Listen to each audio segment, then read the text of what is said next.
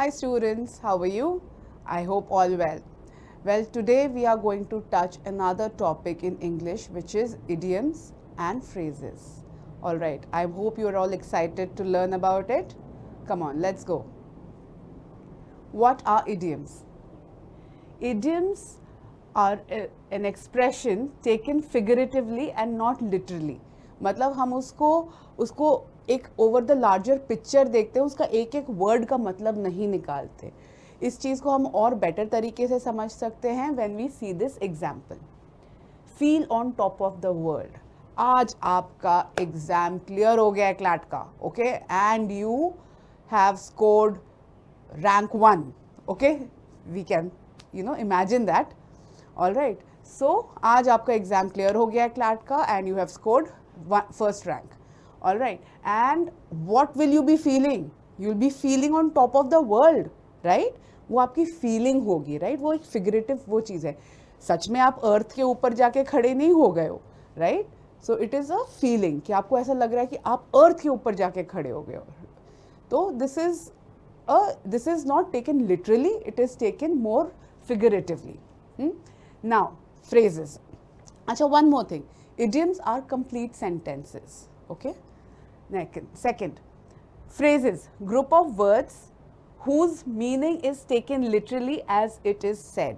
ठीक है, उसका इसका इन दोनों में डिफरेंस ये है कि इसका मीनिंग लिटरली नहीं लेना है, इसका मीनिंग लिटरली लेना है. मतलब वर्ड जो शब्द जैसा लिखा है उसका मतलब भी वही है. ठीक है, सो अब इसको भी एक एग्जाम्पल के तौर पे एग्जाम्पल से समझते हैं. The boy took his clever bouncy dog for a walk. So क्या एक डॉग क्लेवर होता है? ये हम जानते हैं, यस, क्लेवर होता है. क्या एक डॉग बाउंसी हो जाता है? जब डॉग ना काफ़ी खुश होता है ना, तो वो इधर से उधर इधर से उधर इधर से उधर उछलने लगता है. सो वो बाउंसी भी कहलाता है. डॉग तो खैर डॉग है ही. So the boy took his clever bouncy dog for a walk. ये हम लिटरली ले रहे हैं, okay, and that is how phrases इस तरीके से होते हैं. Now let's move on and discuss some more phrases. There are more phrases available in the description box. You can go through them in details, and if any doubt appears and if there is any doubt, then you can come back to me.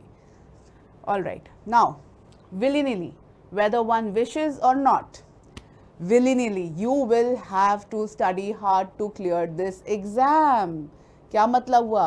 अगर आप चाहो ना चाहो, you have to study hard to clear this exam. All right, so willy-nilly, one has to study hard to pass the examination. Next one, windfall, sudden gain, अचानक से किसी चीज़ से हमको फ़ायदा हो जाना. ठीक है, जो चीज़ हम एक्सपेक्ट नहीं कर रहे थे और अचानक से हमको उससे फ़ायदा हो जाए. So that is windfall. The legacy left behind his uncle proved a windfall for Arnav. So एक अर्नव लड़का है, तो उसके अंकल ने, उसके चाचा ने या उसके अंकल ने जो उसकी परंपरा उसके लिए छोड़ के गए, ठीक है, वो उसके लिए एक विंडफॉल का काम किया, उसका सडन गेन का काम किया. All right, so that is our next. Use your loaf. What is loaf here? This is loaf. Loaf मतलब माथा नहीं, ब्रेन. ठीक है, so use your loaf. Use your brain to think carefully. इसका मतलब ये होता है, इस फ्रेज का मतलब ये होता है, use your brain to think carefully. If you use your loaf, you will find a solution to this problem और any problem. Fine, so you have to use your brain to crack the exam. You have to use your loaf while writing the exam. Tip of the iceberg, एक बहुत ही बड़ी problem है, ठीक है, और उसका हम एक छोटा सा पार्ट जब देख रहे हैं, that is called tip of the iceberg. इसको मैं अच्छे से समझाती हूँ. A small part of a much larger issue. So अगर right now you people are studying for CLAT exam, right? CLAT exam या law entrance test and all. तो अभी आपका फोकस, हालांकि ये भी बहुत बड़ी चीज़ है, बट अभी आपका फोकस जो है वो है अभी ये एग्ज़ाम के लिए. बट लाइफ में आपको आगे चल के बहुत बड़ी और एग्ज़ाम्स देने होंगे, इंटरव्यूज़ फेस करनी होगी. So right now basically you are looking at the tip of the iceberg. The problems we see now are just the tip of the iceberg, मतलब लाइफ में आगे हमारे पास क्या पहाड़ों का प्रॉब्लमों का पहाड़ है, अभी हम उसका सिर्फ टिप देख रहे हैं. ठीक है, let's move forward. Take it with a grain of salt. Okay, now क्या होता है इसका मतलब मैं पहले बता देती हूँ. To view something with scepticism sorry. तो स्केप्टिज्म का क्या मतलब होता है? शक करना किसी पे, थोड़ा सा संदेह करना. मतलब आप व्यू करो किसी चीज़ को विद अ बिट ऑफ शक और संदेह. For example, he claims he can predict the future, but I take that with a grain of salt. with a grain of salt. मतलब मुझे पता है कि वो बड़ा अच्छा फ्यूचर प्रिडिक्ट करने वाला है, बट मैं उसको थोड़ा सा शक के नज़र से देखूंगी. राइट, काफ़ी बार हमारे पास ऐसे ऑफर्स आते हैं which are very lucrative, but you must all take it with a grain of salt. Okay, I hope the meaning is clear. Next, spill the beans. हम सब के पास एक ऐसा दोस्त होता है जो स्पिल द बीन्स करता है. स्पिल द बीन्स का क्या मतलब होता है? जो सीक्रेट एक्सीडेंटली रिवील कर देता है. उसका कोई इंटेंशन नहीं होता है, बट उसके पेट में कोई बात पचती नहीं है, बाय मिस्टेक इधर ना उधर वो बात फैला देता है. तो उस बात फैलाने को बोलते हैं spill the beans. She accidentally spilled the beans about the surprise party. ये काफ़ी बार होता है, आप लोगों के साथ भी आई एम श्योर हुआ होगा. sit on the fence. Now अब sit on the fence, what does it mean? To literally sit on the fence, इसका मतलब आप उसी तरीके से भी ले सकते हो, जो ना इस तरफ किसी की साइड लेगा ना इस तरफ किसी की साइड लेगा. मतलब अगर दो आपके दोस्त हैं, ठीक है, I am a person who sits on the fence. मैं ना राम की साइड लूँगी ना शाम की साइड लूँगी, ना शाम को ब्लेम करूँगी ना राम को ब्लेम करूँगी. मैं अपना सीधा रास्ता पकड़ के चलूँगी भैया कि मेरे को ना आपकी साइड लेना है ना आपकी साइड लेना है. ऐसे जो लोग होते हैं उनको आप ट्रस्ट नहीं कर सकते एज सच, बिकॉज वो सिर्फ अपना मुनाफा देख रहे हैं, वो सही गलत नहीं देख रहे, वो किसी इस साइड में नहीं जा रहे उस साइड में, जो कोई स्टैंड ही नहीं ले पा रहे.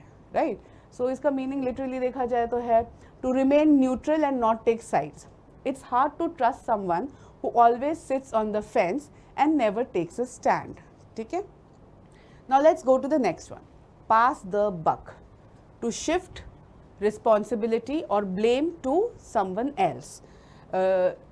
अब क्या होता है कि मुझे एक प्रोजेक्ट दिया गया है, ठीक है, तो मेरा वो टाइम फ्रेम में ख़त्म नहीं हुआ है और मैं बोलती हूँ कि अरे सर नाउ व्हाट हैपेंस कि वो मेरे को उस डिपार्टमेंट से वो सारी डिटेल्स नहीं मिल पाई, इसीलिए मेरा प्रोजेक्ट ख़त्म नहीं हुआ है. तो मैंने क्या किया, मैंने अपना ब्लेम, अपनी रिस्पॉन्सिबिलिटी किसी और के सर डाल दी, किसी और को ब्लेम कर दिया कि उधर की वजह से मेरा काम नहीं ख़त्म हुआ, इसीलिए मेरी तो गलती है नहीं.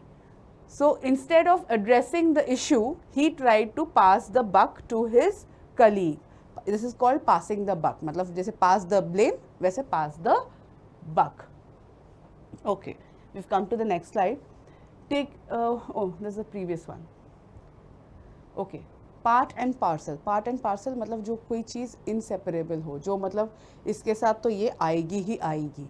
Right, essential and inseparable component of something. ठीक है, जैसे हम देशवासी, हम भारतीय हैं, तो हम लोग अपने कंट्री से इनसेपरेबल हैं. ठीक है, we are part and parcel of our country. Every Indian citizen must regard himself as part and parcel of a larger whole. On the docket. ठीक है, ऑन द डॉकेट का मतलब है शेड्यूल्ड और listed for consideration in court of law. मतलब आपका कोई matter है, आपकी कोई इशू है, इट इज़ शेड्यूल्ड, वो किसी टाइम के लिए शेड्यूल की गई है, एंड लिस्टेड है to be heard in the court of law. मतलब आपकी बात अभी तो नहीं सुनी जा रही है, but so and so date को आपकी बात सुन ली जाएगी या उसको सुना जाएगा. The case is on docket for next weeks trial. Alright, this is the example. जितने भी येलो में है ना वो सारे एग्जाम्पल्स हैं. और मैंने आपको बता ही दिया है कि डिटेल्ड वाला मटेरियल जो है it is available in our description box. So please do go through it, and उसमें भी कुछ डाउट आए then you please come back to me and you can ask me in the comment box. I shall reply to that. Off and on. Occasionally, now and then. Off and on का क्या मतलब होता है? कभी कभार. ठीक है, So during your exams, all right, during your exams, you off and on go to play. मतलब आप रेगुलरली खेलने नहीं जाते हो, आप ऑफ एंड ऑन जाते हो खेलने के लिए. सो ऑफ एंड ऑन का मतलब ये होता है कि कभी कभार. यहाँ पे हमने क्या एग्जाम्पल लिया है, since she is over busy these days she visits me of and on. कभी कभार, वो आजकल बहुत ज़्यादा बिजी चल रही है इसीलिए मुझे कभी कभार विजिट कर लेती है. Nip the bud, to stop something at an early stage before it develops into something larger or more serious. मतलब इसका क्या हुआ, कोई चीज़ जो एक हानिकारक चीज़ हो सकती है, पोटेंशियली हानिकारक हो सकती है, उसके स्टार्ट होते टाइम पे ही उसको दबा दिया जाए, ख़त्म कर दिया जाए. एग्जाम्पल देखते हैं हम, जैसे यू कैन से अभी वाटर प्रॉब्लम्स है ना. Water pollution is a situation, it is a much larger situation. अभी उतनी ज़्यादा पोल्यूशन, वाटर पोल्यूशन का लेवल नहीं हुआ है, मतलब हो रहा है, बट अभी this is the time when we should nip the bud. We should nip the bud. ये प्रॉब्लम बहुत बड़ी हो उससे पहले इसको जड़ से उखाड़ दिया जाए, ख़त्म कर दिया जाए. It is important to nip any potential issues in the bud before they escalate. ठीक है, बिफोर जब वो बड़ा हो उससे पहले उसको जड़ से ख़त्म कर दिया जाए, ये अच्छा रहेगा. Next, now this is my message to you all. Okay, no stone unturned, to make every possible effort to do something that can be done. To do everything that can be done. My bad. Okay, so what message do I want to say from this? No stone unturned. You all have to promise to yourself that you will leave no stone unturned for preparing for your CLAT exam or your law entrance exam.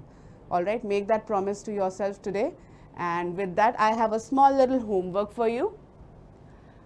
Answer in the comment box. These are some idioms and phrases which you will answer to in the comment box. Break the ice, bite the bullet, beat around the bush, blessing in disguise. ये 4. And let's see, सबसे पहले इसके answers कौन देता है मुझे, कौन comment box में करता है. Maybe I have a little surprise. All right. So that's all for today's class. And do like, do subscribe.